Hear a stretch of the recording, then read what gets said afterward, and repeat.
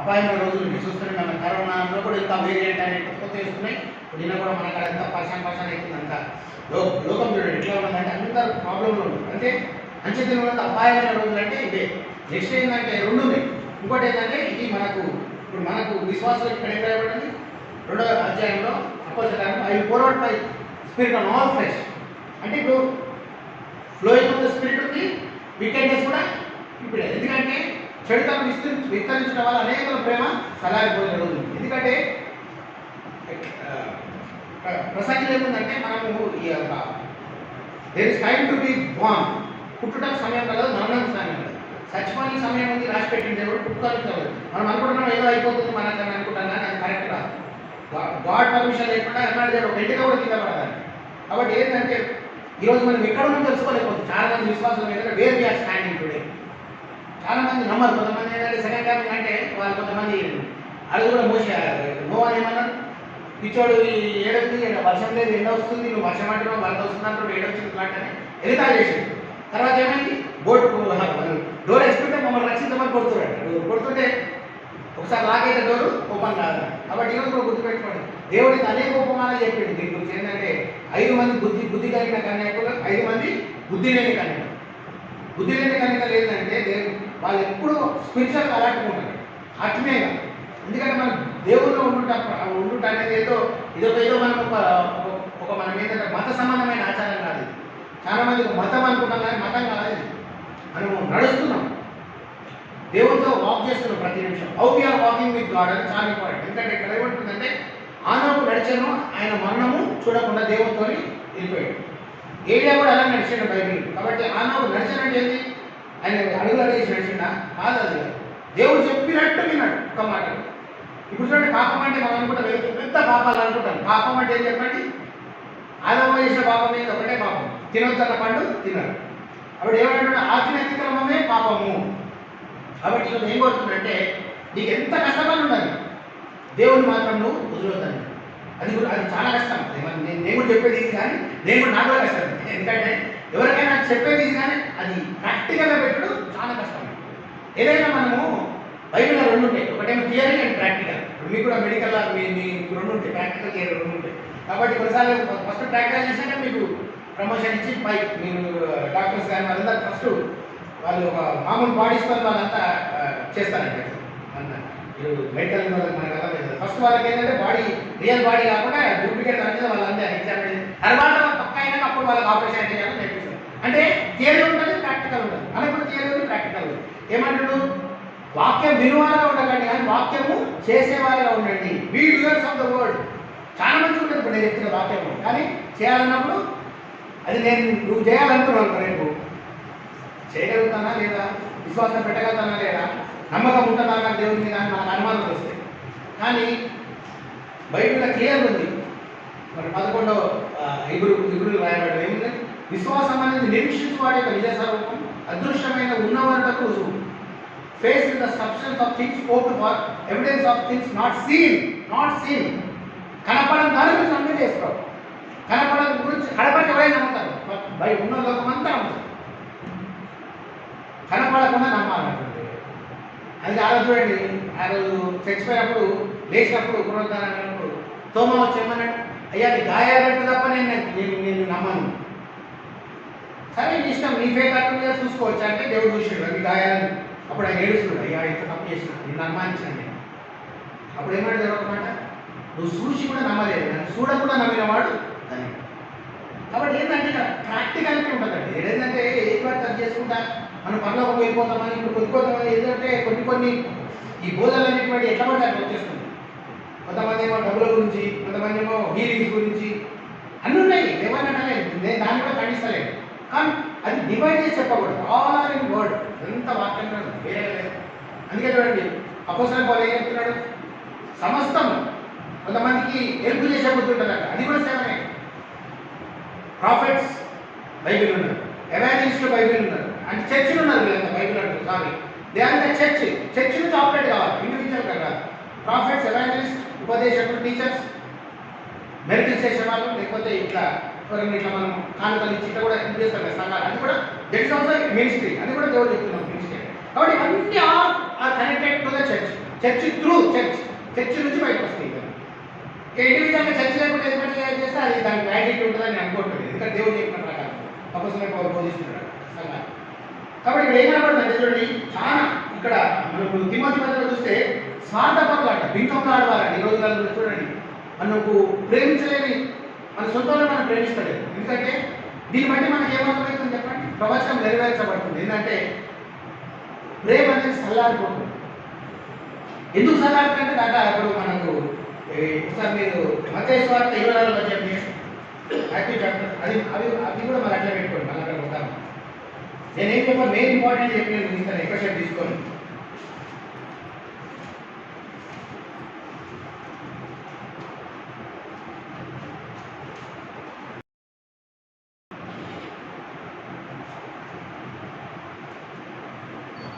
Matthew 24, మత్తయి సువార్త 24 అధ్యాయం 4వ వచనం. 5 ఉంటుంది. Matthew chapter 24 verses 5 నిమిషాలు. అనేకులు నా పేరిట వచ్చి నేను క్రీస్తునని చెప్పి కలుగురిని మోసపరచెదరు, మరియు నేను యుద్ధములను కూర్చియు యుద్ధ సమాచారాలను కూర్చి వినబోతురు.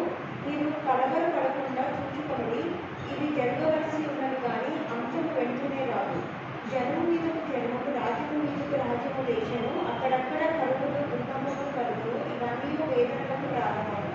అప్పుడు జనులు మిమ్మల్ని శ్రమల పాలు చేసి చంపెదరు. మీరు నా నామం నిమిత్తం సకల జనుల చేత ద్వేషింపబడతారు. అనేకులు అభ్యంతరపడి ఒకరినొకరు అప్పగించి ఒకరినొకరు ద్వేషించుతారు. అనేకులైన అబద్ధ ప్రవక్తలు వచ్చి పలువురిని మోసపరచెదరు. అక్రమము విస్తరించుట చేత అనేకుల ప్రేమ చల్లారు. అక్రమం విస్తరించడం వల్ల వికెట్నెస్ అనేది ఇంక్రీజ్ అవుతుంది. అది ఇక్కడ తిమోతి పత్రికలో చూసుకుంటే అదే రాస్తుంది. ఇది ఇక్కడ చెప్పింది దేవుడు, ఇక్కడ ప్రవచనం నెరవేరుతుంది. ఏంటంటే ఇది ఈరోజు జరుగుతున్నది. దేనికి చెప్పినది, ఇన్ ద లాస్ట్ డేస్ అన్నాడు. లాస్ట్ డేస్ అంటే Jesus comes return back to దేవుడు వచ్చి నేను తీసుకుపోయేవాడు. ఎట్లున్నారంటే దేవుడు, నేను పరిశుద్ధంగా ఉన్నవాడు, పరిశుద్ధంగా ఉన్నాడు. సంఘం గురించి చెప్తుంటే ఎఫ్ఎస్సీలో ఒక కలంకం దాన్ని మచ్చనాలు లేని సంఘాల మీద దేవుడు కోరుతుంది. ఎట్లా పడితే అట్లా 40 గేట్ కాడ కూర్చొని రోడ్డు పోతే అట్లా పోయాడు. దేవదూత పోయాడు అని సరి చేసుకోవాలి. ఇక్కడ టైం ఉంది, ఇంకా కృపకాలంలో ఉంది, ఇంకా సమయం ఉంది. సరి చేసుకోకుండా అక్కడ పోయినా సరి చేసుకుంటా అంటే అక్కడ ఎక్కడ పోతావు తెలుసా? రేపు వేసుకోవాల్సి వస్తాడు, రాయబడిందా బయట ఎక్కడ? అలా తేదీ డిసెంబర్ కానీ 2021 జనవరి వస్తాడు రాయబడిందా? కొంతమంది చెప్తున్నారు, యూట్యూబ్లో చూస్తే మీరు చూస్తారు 21 డేట్ పెట్టి ఎంతోమంది చెప్పి రాకు రాకపోతే అట్లా కూడా ఇంట్లో మోసపట్టి ఉన్నారు. అది ఎంత వెలుగు ఉంటుందో అంత చీకటి ఉంటుంది లోకం.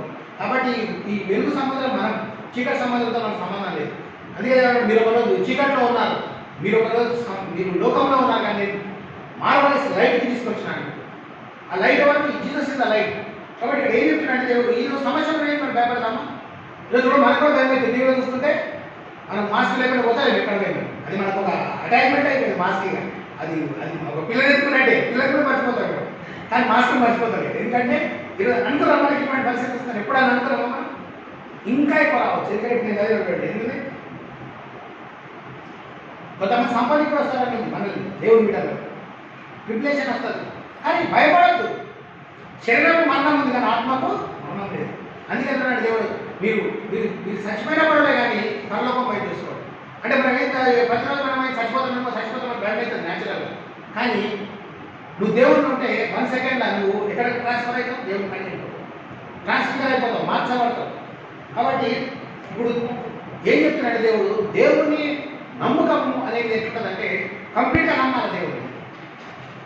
యోగు సంబంధించినప్పుడు భార్య చెప్పింది ఏమన్నది, నువ్వు దేవుడిని దూషించి నువ్వు చచ్చిపోవాలి. చేసిండు అట్లా దూషించిన ఏమన్నాడు తెలుసా? మంచి మాట అన్నాడు. ఏమన్నాడంటే మనకు అన్ని మంచిగా రావాలి దేవుడి నుంచి, చెడు వస్తే తీసుకోలేమా, చెడు రుచి వేసుకోలేమా అన్నాడు.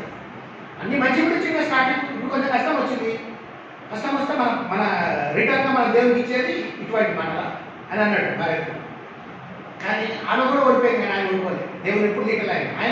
ఆయన తిట్టుకున్నట్టుంది బయట, కానీ దేవుడు తిట్టినట్టు మాత్రం, దేవుడు గురిగినట్టు మాత్రం, ఆలోచన కూడా దేవుడు వ్యతిరేకంగా మాత్రం చేయలేదు. అది మనం నేర్చుకోలేదు. ఇవన్నీ ఎందుకున్నాయి ఏంటంటే మనకు ఓల్డ్ టెస్ట్మెంట్ అంతా కూడా నేర్చుకోనికున్నారు. అది నేర్చుకోకపోతే మనకు బయట ఉంటుంది. అందుకే మీరు సండే ఒకరోజు కాకుండా వేరేటప్పుడు చదువుతున్నారు. అందుకే చూడండి, అపహాస్యులు కూర్చున్న చోట కూర్చోగా మొదటి కీర్తనలు ఏమిటి? అపహాస్యులు కూర్చున్న చోట కూర్చోగా దేవుడు ధర్మశాస్త్రం దివారాత్రులు ధ్యానించేవాడు ధన్యుడు. వాడు నీటి కాలంలో ఎవరు నానబడి ఆకువాడక తన కాలం నందు ఇట్ విల్ బి గ్రీనరీ. ఒక చెట్టుకు నీరు వస్తేనే గ్రీన్ ఉంటుంది, ఆకు వాడిపోదంట. తన కాలం నందు in the season, in the time of season అది అన్నీ ఎండిపోయినా కానీ అది మాత్రం గ్రీన్గా మంచి ఫలాలు ఇస్తున్న చెట్టులా ఉంటుంది. కానీ దేవుడు కూడా కోరుతుంది అదే విశ్వాసం చేయబడుతుందంటే మనం చూస్తే మునిగిపోతాం. పేదలు కూడా ఏం చేస్తుందంటే పోయిన మంచిగా ముందు దాకా, తర్వాత నేను ఎక్కడ నడుస్తున్నాను ఆలోచన వచ్చింది. నీళ్ళ మీద నడుస్తున్నావు మనసు చెప్తుంది, నీళ్ళ మీద నడుస్తున్నావు, నీళ్ళ మీద నడుస్తున్నావు, ఇది చూసిన అమ్మో నీళ్ళ మీద నడుస్తున్నా, నీళ్ళ మీద నడుస్తున్నాడు అనుకుంటుంది. అంటే ఏమే ఆడవాళ్ళు స్పిరిచువల్గా పోయాడు, అక్కడ నుంచి న్యాచురల్గా అయిపోయాడు, భయం స్టార్ట్ అయింది, భయం మునుగుతున్నాడు. మరి ఎందుకు మునిగిపోయాను ఆలోచించాడు. అప్పుడు ఏమంటాడు దేవుడు? రక్షించుకున్నామా అంటే దేవుడు కరెక్ట్గా సమానం కదా. అల్ప విశ్వాసి ఇదేనా లిటిల్ ఫెయిత్ అని దేవుడు బయట. అంటే కొన్నిసార్లు మనకి ఎట్లా చూస్తాను అంటే చూడండి అర్థం కాదు. అది కూడా తుఫాన్ వస్తుంది బోట్లో, వాళ్ళ గల్లీలు అయిపోతుంది. కానీ దేవుడు వచ్చింది. దేవుడు వచ్చినాక ఆ బోట్లో దేవుడు కాలు పెట్టగానే మొత్తం అలా లాగిపోయి వాళ్ళు మనిషి ఇదేంటి ఇట్లా ఎవరైనా అప్పుడు వాళ్ళకు వాళ్ళకి అర్థమైతే వేసుకోమండి. ఎవరైనా ఇది చాలా పెద్ద ప్రవక్తున్నట్టున్నాడు అని అంటే గాలి చేసిన వాడు ఎవరండి? ఈ సూర్యుని చేసిన వారు ఎవరు? వెలుగుని చేసిన వారు ఎవరు? దేవుడు గారు. ఆయనకి ఏమైనా అసాధ్యం ఉందా? దేవుడు నాకు అసాధ్యం ఏమైనా ఉందా అంటుడు. కానీ న్యాచురల్గా చూస్తే మాత్రం సమస్తం అసాధ్యం. భౌతికంగా మనం చూస్తే అన్ని సమస్యలే మనకి. ఏంటంటే ఇది జరగదు, పెద్ద కొండ మునుకాలనుకుంటాం. కానీ దేవుడు అంటాడు ఆవరణీయత విశ్వాసం అంటే కొండను పోయి సముద్రంలో పడమంటే పడతాడు. ఎందుకో కొన్నిసార్లు మనము ఎదుర్కోలేకపోతాం కష్టాలు. ఎందుకో మరి ఏదో సమస్య ఉంటుంది, కానీ ఇది దేవుడితో కాదు మనతో సమస్య. ఎప్పుడు దేవుడికి పాటు చేయలేదు. నేను కూడా చెప్తున్నాను, నాకు సమస్య వచ్చినా నేను ఎప్పుడు దేవుడికి పాటు చేయలేదు. దేవుడు నాలో తప్పు నేర్చుకోండి, మీరు కూడా కొంచెం గుర్తుపెట్టుకోండి. మనలో తప్పు ఉంటుంది. తప్పు నేను చేసాను పక్కన చేయబట్టి నాకు ఇట్లా అయింది, ఇంకోటి చేయబట్టి ఇట్లా అయింది. అది రాగా మనం ఇంకో బ్లేమ్ గేమ్ ఆడతాం. ఏదైనా ఒప్పుకోమన్నాడు దేవుడు. అవును ప్రభావ నేను తప్పు చేసిన, నేను పడిపోయినా, ఇలా ఉండలేదు, ఆల్టర్ పడిపోయిందండి, ప్రేర్ ఆల్టర్ పడిపోయింది. ఏం చేద్దాం? బాధపడి వస్తుంది. ప్రేర్ ఆల్టర్ మనం కట్టుకోమంటున్నాడు. ఆల్టర్ కట్టుకుంది ప్రాబ్లమా? ఇప్పుడు ఆల్టర్ అంటే బయలు వేసినప్పుడు రాళ్ళు పెట్టి కట్టుకోండి, దాన్ని ఆల్టర్ కట్టాలి. రాళ్ళు పెట్టి కట్టి పడిపోయింది అనుకో, మళ్ళీ ఏం చేసుకో? నువ్వు వేస్తే మళ్ళీ కట్టచ్చు కదా, ఇసుక పెట్టి సిమెంట్ వేసి కట్టచ్చా లేదా? పడిపోయితే రెండుసార్లు కట్టుకోండి కదా, కామన్ కదా. ఇల్లు కట్టాలి జరిగిందంట.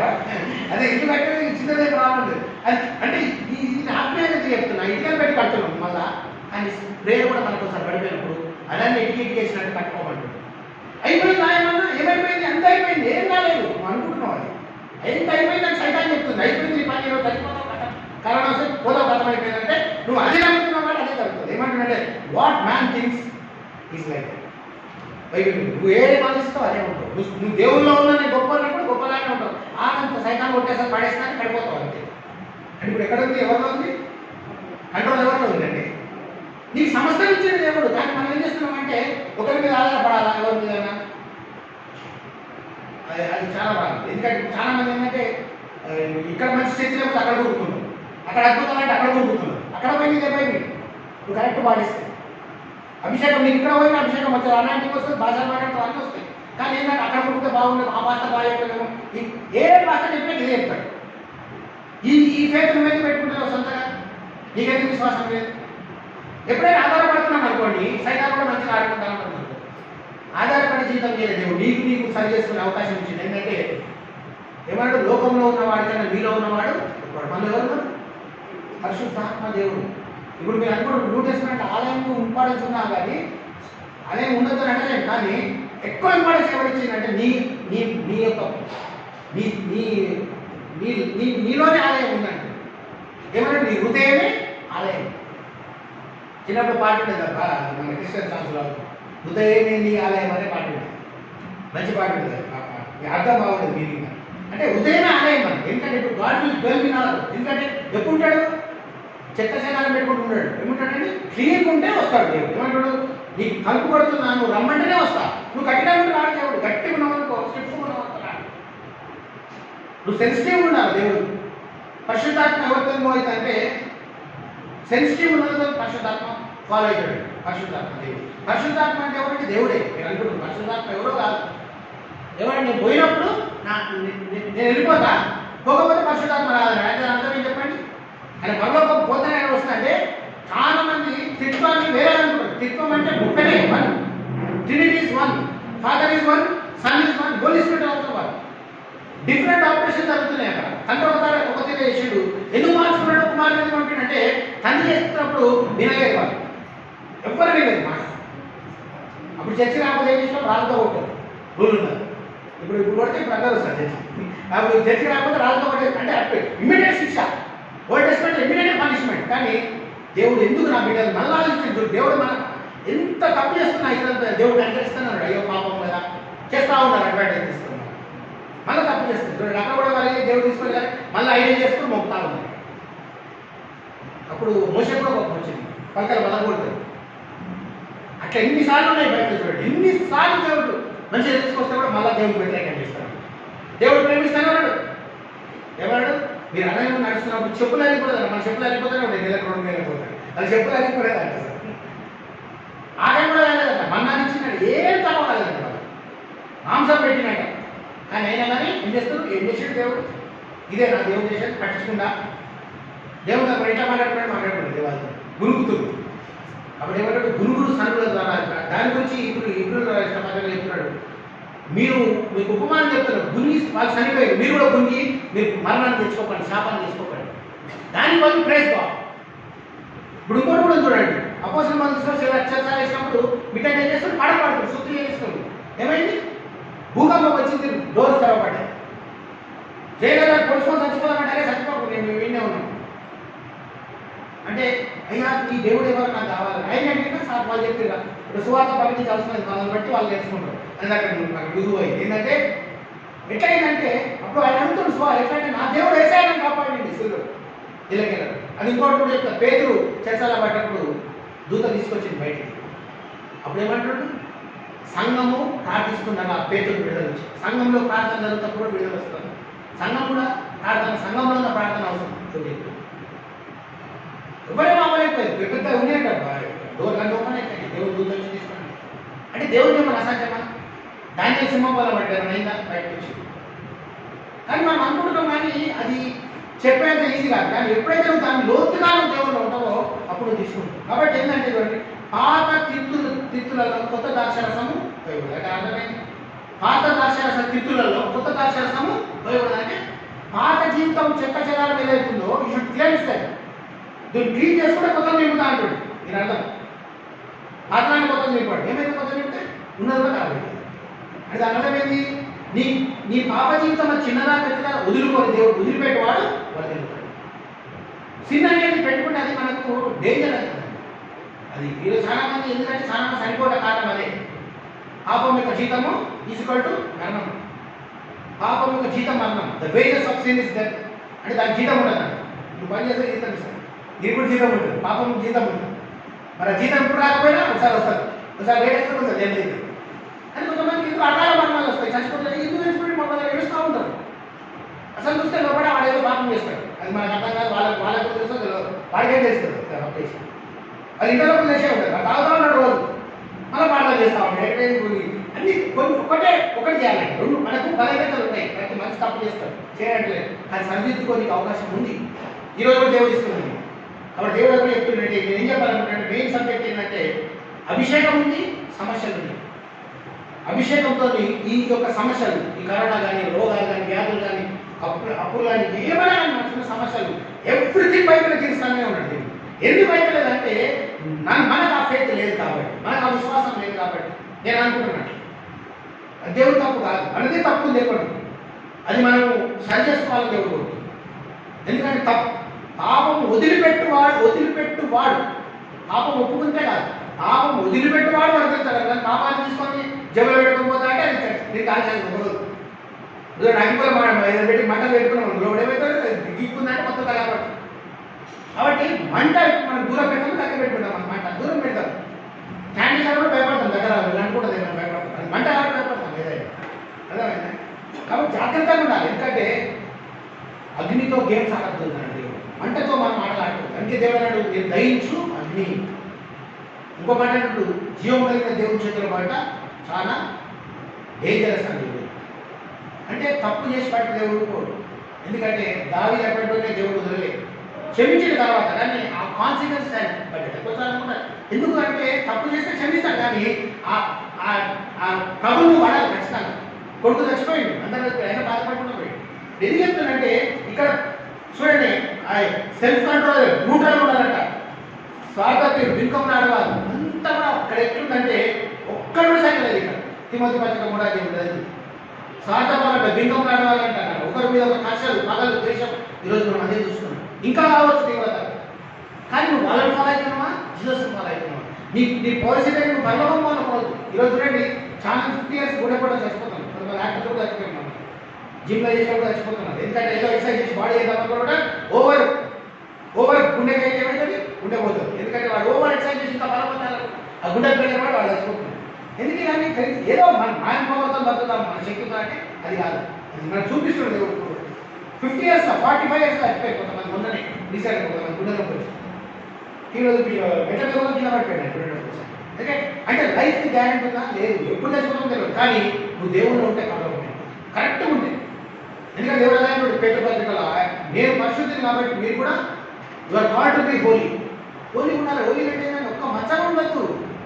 నేను కొద్దిగా ఉన్నప్పుడు 50% ఉన్నా, 70% ఉన్నా అన్నా కదా దేవుడు 100% డ్యూటీ అంటున్నాడు. 100% పెట్టుకోమంటున్నాడు దేవుడు. అందుకే ఒక్క మాట చెప్పి నేను ముగిస్తే ఏమంటే,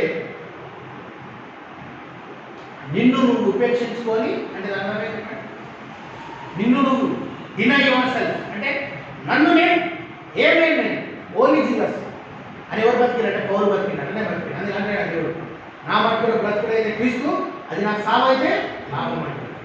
కాబట్టి ఇప్పుడు మనకు ఒక ప్రొటెక్షన్ దేవుడు ఇచ్చింది ఏంటంటే అంత్యదినంలో దేవుడి అంత్యదినంలో ఆయన కుమారిక చేస్తుంది, ఆయన పరిశుద్ధాత్మ.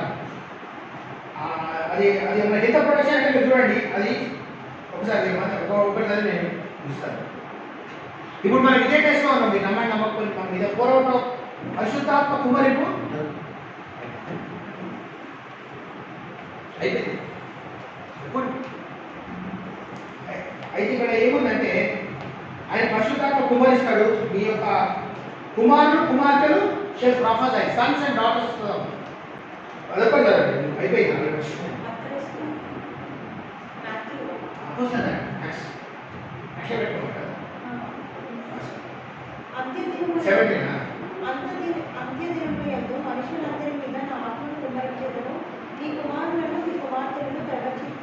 నీ కుమారులు కుమార్తెలు ప్రవచిస్తాడు.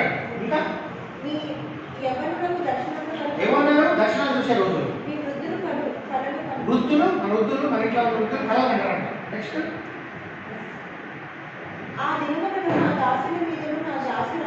దాసుల మీద దాసాలనే కూడా దేవుడు ఆయన పరిశుద్ధాత్మ కుమారి అటువంటి గొప్ప కార్యం దేవుడు చేస్తాడు. కాబట్టి గుర్తు పెట్టుకొని మీరు ముందుకెళ్ళాలని కోరుతున్నాం, ప్రార్థిస్తున్నాం. పరిశుద్ధాత్మ బంధాలని గొప్ప దేవాల పండుగ మీరు మాతో మాట్లాడారు ప్రభావ. 2 విధాలు ఉన్నాయి. Outpouring of the holy spirit ఉంది ప్రభావ. శ్రమలు ఉన్నాయి, మరి అపాయమైన రోజులు ఉన్నాయి. కానీ అప్పటి రోజుల్లో కూడా మేము నిలదొక్క నిలబడాలంటే ఓన్లీ ద పరిశుద్ధాత్మ అనాయింటింగ్ ద్వారా మేము ప్రతి బానిసపై కాడు విరిగిపోతుందని చెప్పినారు ప్రభావ. కాబట్టి ఇక్కడ వచ్చిన వీళ్ళందరూ అర్థం చేసుకోండి ప్రభావ. ఎవరికి అవసరం ఉందో మందులోనైనా వాళ్ళ అవసరాలు తీర్చండి. మితబడిన వాక్యం ద్వారా దీవించబడి ఆశీర్వదింపబడి ఏ కొలువ లేకుండా వాళ్ళ జీవితంలో ప్రతి వడదడుగులు ప్రతి ప్రాబ్లం కలిగించమని కోరుకుంటూ మరి మీ చిత్తమంది మరొకసారి కలుసుకొని చూసుకున్నట్టు ఎవరైతే ఆన్లైన్ ద్వారా చూస్తున్నారో ఫేస్బుక్ ద్వారా యూట్యూబ్ ద్వారా వాళ్ళని దీవించండి. గొప్ప మెండైన ఆశీర్వాదాలు దయచేయమని యేసుక్రీస్తు నామమున అడుగుచున్నాము తండ్రి. తండ్రి పరిశుద్ధాత్మని తండ్రినే సాగు ప్రభుత్వం మనకు తోడైనాలని ప్రార్థించి పెట్టుకున్నాం తండ్రి.